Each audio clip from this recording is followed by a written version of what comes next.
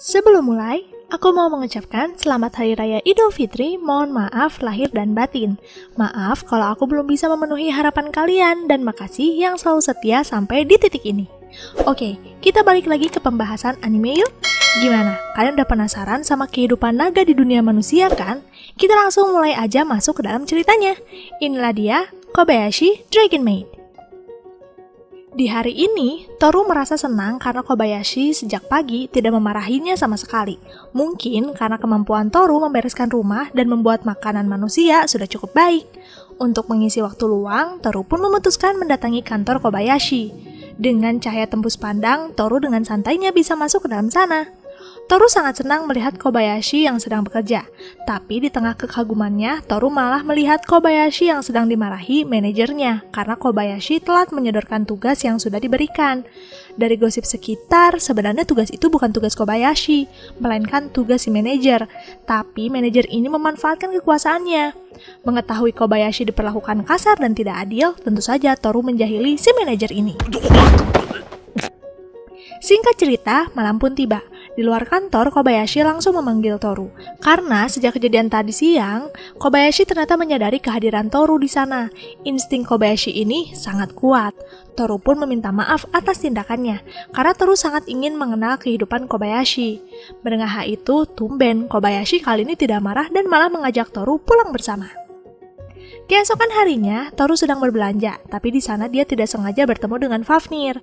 Maka dari itu, Toru pun mengajak Fafnir berkunjung ke rumah. Di sana, Toru menanyakan alasan Fafnir yang kini berada di dunia manusia. Fafnir pun menjawab kalau dia sedang berencana tinggal di dunia manusia untuk sementara. Tapi Fafnir masih bingung akan tinggal di mana.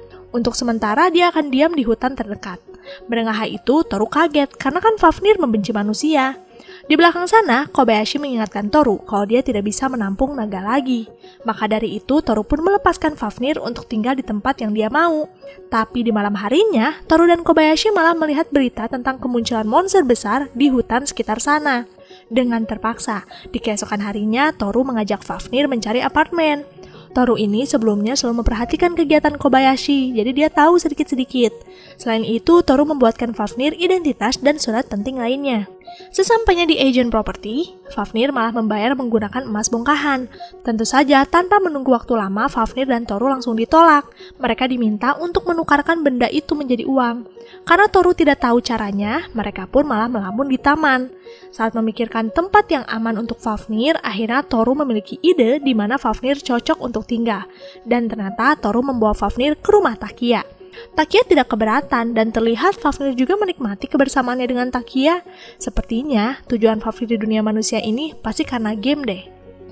Di malam hari, Toru dan Kana sedang menonton aksi sulap membengkokkan sendok. Melihat hal itu, mereka berdua terpana dan mencoba melakukannya. Saking fokusnya membengkokkan sendok, mereka tidak sadar sudah merusak sendok yang ada di rumah. Kobayashi pun mengatakan kalau itu sebuah trik saja. Memang terlihat seperti tidak menggunakan tenaga, tapi sebenarnya ada caranya. Kobayashi pun menunjukkan bagaimana caranya, dan itu membuat Toru kagum. Mereka berdua berpikir kalau manusia mempunyai kekuatan tersembunyi. Lalu Kana pun menemukan buku sulap yang pernah dibeli Kobayashi. Melihat hal itu, Toru jadi semakin yakin kalau dia akan bersikeras mempelajari trik sulap. Memang naga juga bisa membengkokkan sendok, tapi menurutnya cara manusia ini lebih aneh, tanpa tenaga sama sekali. Karena Kobayashi malas untuk berdebat, dia pun membebaskan Toru dan Kana mempelajari buku itu. Mereka pun pergi ke tempat luas untuk bertapa dan memperdalam ilmu. Tapi seserius apapun, pada akhirnya Toru tidak mendapatkan kemampuan itu. Di rumah, Kobayashi pun merasa heran dengan keinginan Toru ini, karena kalau dilihat lebih kuat naga kan? Toru pun menjawab kalau dia tidak ingin kalah dari manusia. Mendengar hal itu, Kobayashi malah menangkap hal lain, kalau sebenarnya Toru ini ingin lebih mengenal dunia manusia, bukan ingin mengalahkannya. Toru pun mengajarkan secara perlahan caranya, dan di saat itu, akhirnya Toru mampu menggunakan trik sulap manusia. Toru tentu saja sangat senang akan hal itu. Singkat cerita, sepulang sekolah, Saikawa tiba-tiba mengajak Kana main ke rumahnya besok. Tapi Saikawa ingin Kana membawa Toru karena di rumah Saikawa ada pelayan juga. Siapa tahu bisa saling bertukar informasi. Maka dari itu, di keesokan harinya, Toru dan Kana datang ke sana. Toru jadi penasaran siapa yang ingin menandinginya. Kobayashi pun ikut karena Kobayashi lebih tahu tentang pelayan versi manusia. Mereka pun masuk ke dalam rumah dan akhirnya Toru dipertemukan dengan rivalnya. Dia bernama Georgie. Georgie ini sebenarnya kakak Saikawa yang sangat obsesi dengan dunia pelayan. Kobayashi melihat ilmu pelayan Georgie sangat baik, maka dari itu mereka berdua malah sangat dekat dan itu membuat Toru kesal. Saikawa pun mengajak Kana main di kamarnya saja, sedangkan Toru dan Kobayashi berbincang di kamar Georgie. Di dalam sana, Georgie dan Kobayashi membahas semua tentang pelayan, tapi di sudut sana terlihat Toru yang tidak bisa masuk dengan obrolan mereka, bahkan lebih jadi terasingkan. Lalu di kamar Saikawa, Kana bermain beberapa permainan yang dimiliki Saikawa. Saikawa di sana sangat senang karena dia merasa kedekatannya jadi sangat besar dengan Kana. Di hari lainnya, Lukoa kembali mengunjungi rumah Kobayashi. Dia menceritakan kalau sekarang dia tinggal di dunia manusia juga. Tidak terlalu jauh dari lingkungan Kobayashi, sehingga Lukoa akan sering main ke sini. Selain itu, kedatangan Lukoa ini ingin meminta bantuan Toru dan Kobayashi, membantunya meluruskan kesalahpahaman si majikannya. Jadi, awal mula Lukoa bisa tinggal di dunia manusia adalah ketika Lukoa pulang dari rumah Kobayashi. Dia merasakan ada ritual sekitar sana, dan karena penasaran, Lukoa muncul di tengah ritual yang dilakukan seorang anak bernama Shota. Dari sanalah, Lukoa mau mengabdi kepada keluarga Shota, karena di sisi lain keluarga Shota ini suka dunia sihir. Kesalahpahaman yang harus diluruskan adalah tentang jati diri Lukoa. Lukoa meminta Toru dan Kobayashi memberitahu Shota kalau Lukoa ini naga, karena Shota sampai saat ini mempercayai kalau Lukoa ini iblis. Singkat cerita, mereka pun sampai di rumah Shota. Kebetulan rumah sedang kosong dan mereka bisa menikmati waktu tenang beberapa saat. Tidak lama terdengar seseorang masuk dan ternyata itu Shota.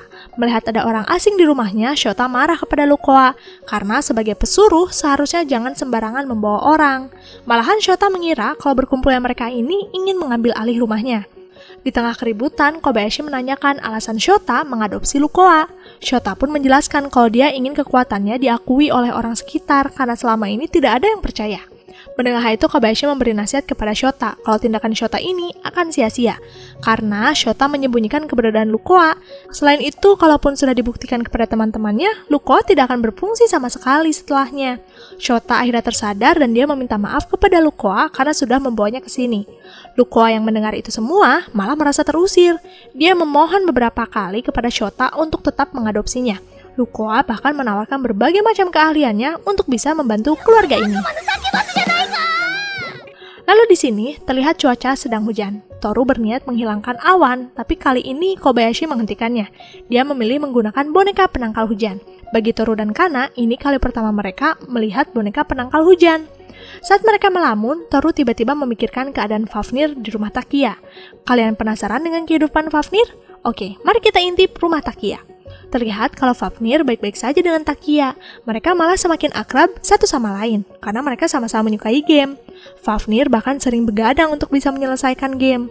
Kebersamaan Takia dan Fafnir akhirnya terlihat juga oleh Kobayashi dan Toru di keesokan harinya. Toru merasa kagum juga kepada Takia bisa hidup berdampingan dengan seorang Fafnir yang terkenal sangat keras kepala dan membenci manusia. Melihat itu semua, baik Toru dan Kobayashi akhirnya merasa tenang.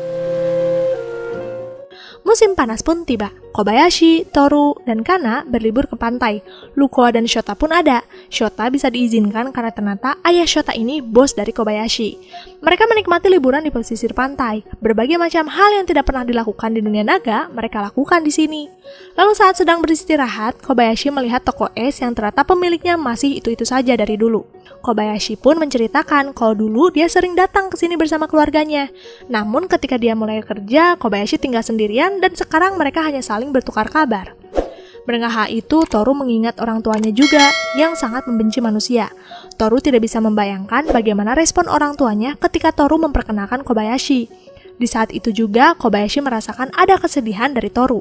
Untuk mencairkan suasana, Kobayashi meminta Toru untuk mengajaknya berenang bersama, menaiki tubuh naga. Dengan senang hati, Toru mengabulkan permintaan itu.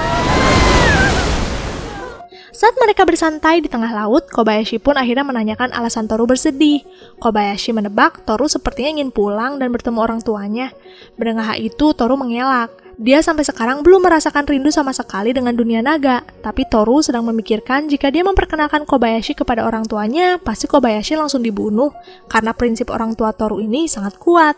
Mendengar hal itu, Kobayashi pun memakluminya, mengingat sejarah manusia dan naga yang memang sudah rumit sejak dulu. Tapi di sana, Kobayashi memuji keputusan Toru untuk mau menjalankan hidup seperti sekarang. Karena dengan pendiriannya ini, berarti Toru sudah semakin bijak dan dewasa. Di hari selanjutnya, Toru dan Kobayashi mendapat pesan dari Takiya untuk membantu menjaga stand komiknya di acara Comiket. Jadi, Comiket ini lebih kayak bazar atau pameran dari berbagai macam komik. Kali ini Kana tidak ikut karena ini tidak ramah untuk anak-anak. Mereka pun langsung mendatangi stand Takiya yang langsung membagi tugas. Kobayashi membagikan komiknya, sedangkan Toru merapihkan antrian. Toru tentu saja sempat menanyakan keberadaan Fafnir dan ternyata Fafnir sekarang sedang ada di stand komunitas, di mana dia menjual karyanya sendiri. Sepertinya Fafnir semakin hari mendalami perannya menjadi manusia ya. Acara pun dimulai. Toru sangat terkejut melihat antusias manusia dengan acara ini sangat besar. Tapi walaupun mereka antusias, terlihat semua manusia ini mau untuk berbaris dan bersabar. Saat Toru sibuk merapikan barisan, ada seseorang yang mendatangi Toru dan meminta izin untuk memfotonya. Karena saat itu pria ini mengira Toru sedang menjadi cosplayer. Tentu saja Toru menolak dan menekankan kalau dia pelayan sesungguhnya. Mendengar jawaban Toru, pria ini mengira Toru sedang mendalami peran dan dia pun akhirnya pergi meninggalkan Toru. Di jam istirahat, Toru dan Kobayashi mendatangi stand komunitas Fafnir dan terlihat kalau standnya tidak laku. Karena penasaran, Toru melihat komik buatan Fafnir dan ternyata komik ini berisikan mantra kutukan yang sangat manjur. Kobayashi merasa tidak heran ini tidak laku. Selain sangat berbahaya, ini komik sangat tidak menarik. Setelah mendatangi Fafnir, mereka berdua pun pergi ke halaman depan yang berisikan para cosplayer. Dari banyaknya cosplayer, Toru merasakan kalau di sini ada 3 orang makhluk asing yang memang asli bukan kostum. Untuk memastikannya, Toru mendatangi 3 makhluk itu dan ternyata memang benar. Jadi, sejak dulu para makhluk asing yang selama ini menyamar jadi manusia menunjukkan wujud aslinya hanya di acara ini, karena hanya di sinilah mereka tidak akan dicurigai. 3 makhluk asing ini pun menyarankan Toru untuk menunjukkan wujud aslinya juga. Toru tentu saja menjawab tidak, karena dia seorang naga. Mendengar kata naga, 3 makhluk asing ini lari terbirit-birit karena di dunia mereka, naga sangat mengerikan. Setelah mereka pergi, terlihat Toru murung, dan dia jadi ingin menunjukkan wujud aslinya juga di sini. Kobayashi pun mengizinkannya, asalkan jangan menjadi bentuk yang merepotkan. Mendengar hal itu, Toru sangat senang dan dia pun mulai mengeluarkan wujud aslinya versi mini. Dengan penampilan ini, ternyata menarik perhatian para fotografer dan akhirnya Toru menjadi cosplayer dalam 1 hari. Dalam hitungan detik, banyak fotografer mengantri untuk memfoto Toru. Hari ini pun berakhir menyenangkan bagi Toru, Kobayashi, dan Takiya. Hanya Fafnir saja sih yang sedih luar biasa karena komiknya tidak laku. Lalu di sekolah, Kana menerima pengumuman kalau akan diselenggarakan festival olahraga. Semua murid boleh mengundang orang tua masing-masing. Mendengar hal itu Kana merasa asing karena dia tidak tahu apa itu festival olahraga. Saikawa pun menjelaskan kalau festival olahraga itu pertandingan yang sangat menyenangkan. Kalau menang, orang tua kita akan bangga. Mendengar hal itu Kana jadi bersemangat karena dia ingin dipuji oleh Kobayashi. Sehingga sepulang sekolah, Kana memohon kepada Kobayashi untuk datang di hari festival. Tapi sayang, Kobayashi tidak bisa datang di hari itu karena dia sedang banyak kerjaan dan deadline-nya di hari yang sama. Kana memaksa beberapa kali karena teman-temannya membawa orang tua. Bagi Kana, Toru adalah kakak, sedangkan Kobayashi adalah ibu. Jika hanya Toru saja yang datang, menurut Kana tidak lengkap. Kobayashi tetap dengan pendiriannya karena memang Kobayashi sedang sibuk. Mendengar itu semua, Kana mengiyakan keputusan Kobayashi walau sebenarnya hatinya sangat kecewa.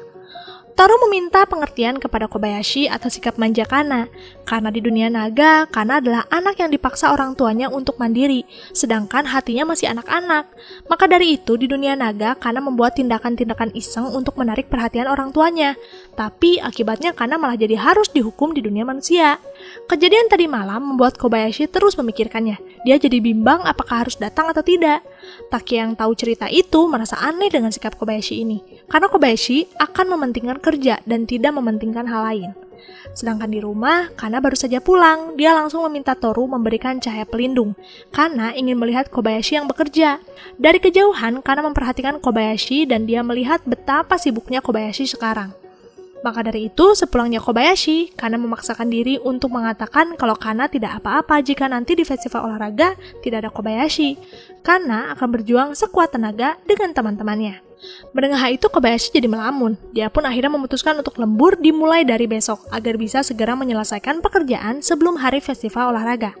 Hari demi hari, Kobayashi selalu pulang larut malam. Sampai pada akhirnya Kobayashi memberitahu Kana kalau dia akan datang ke festival olahraga. Di sana, Kana sangat-sangat senang. Dia akan semakin bekerja keras memenangkan perlombaan. Hari festival pun tiba. Kana dan teman kelasnya mengikuti berbagai macam perlombaan dari lari 3 kaki sampai lomba tarik tambang. Di sudut lain, Shota pun berlomba juga, ditemani Lukoa yang pastinya menarik perhatian orang sekitar. Dari berbagai macam perlombaan yang sudah dijalani, sayangnya kelas Kana masih jauh berada di posisi pertama. Jam istirahat pun tiba dan seluruh siswa makan bekal bersama dengan keluarganya. Kana makan bersama Toru dan Kobayashi.